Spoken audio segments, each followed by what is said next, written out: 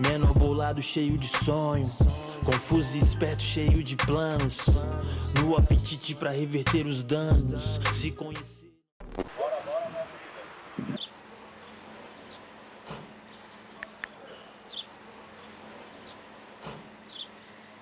Ô, me é isso, pô, tô chegando já, tô aqui na praça já, ó. Logo mais tô aí, pera aí.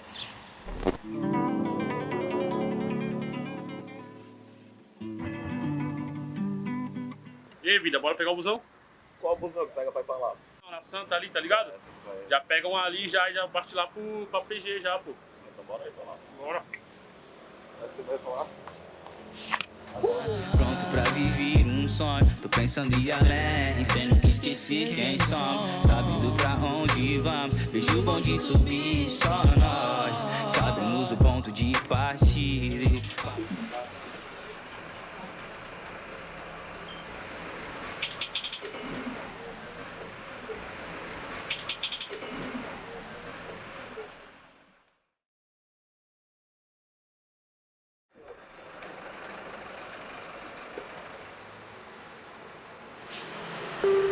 Boa, mano, se liga, chegamos aqui na PG, hein? Chegamos aqui no terminal de baixo, mano. Tamo colando, hein? Fala que eu tô canal. Entendeu? Tamo chegando aí. Já se prepara. Aí, respondeu aqui, ó. Ó, rapaziada, então, infelizmente isso aí não vai dar pra fazer a gravação. Ó, o ramelão esse cara, hein?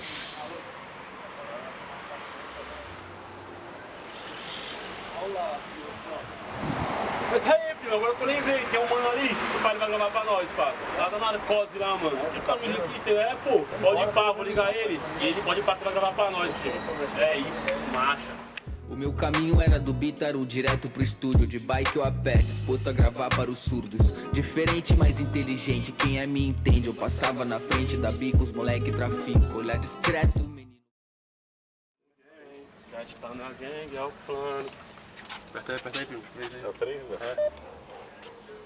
Qual que é o nome? Narcose Rec, boa, boa. Boa, é o Dente? É eu mesmo, paizão. E aí, irmão, vamos gravar uma música aí, mano. Tô aqui colocando. Vai apertar um, você tá ligado. Pode ir pá, vamos apertar, pô. Marcha! Pode